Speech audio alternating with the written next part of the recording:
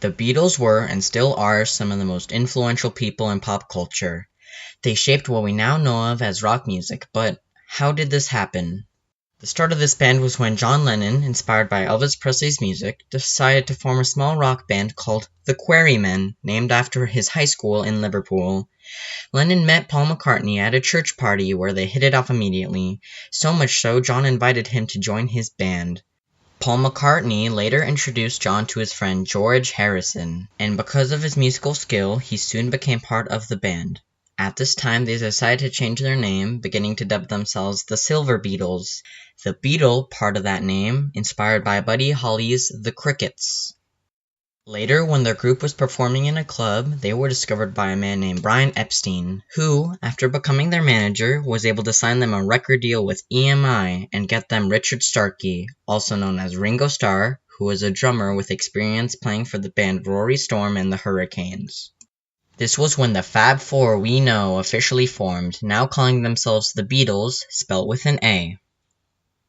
In September of 1962, thanks to their producer George Martin, they were able to successfully release their first single, Love Me Do, towards instant success, putting the song at number 17 on British music charts. Their follow-up single, Please Please Me, also topped the charts. These few songs beginning the band's long chain of successful hit songs like I Wanna Hold Your Hand, which had massive success in the UK. As their popularity began to rapidly grow, they were given the opportunity to perform in many live shows in England, and because of their rapid growth, they decided to begin branching out to the US.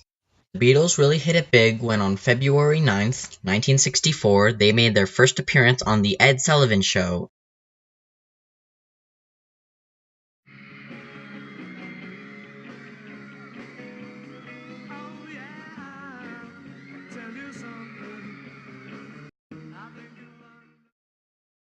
But around this time, things start to go downhill, with events such as John Lennon commenting how the Beatles were now more popular than Jesus, and the drug allegations towards the whole band.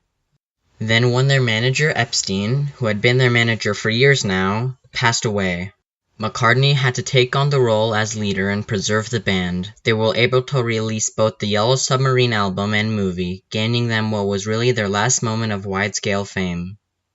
John Lennon married his second wife Yoko Ono and began to record music with her, leading John to be the first member to leave the Beatles, leaving in 1969. But the Beatles officially broke up in 1970. George Harrison. Harrison had somewhat of a successful solo career, and being a smoker for most of his life, was diagnosed with cancer multiple times, eventually succumbing to his illness on November 29th of 2001. John Lennon. Lennon had probably the most successful solo career of the four, making a few albums on his own and with his wife Yoko.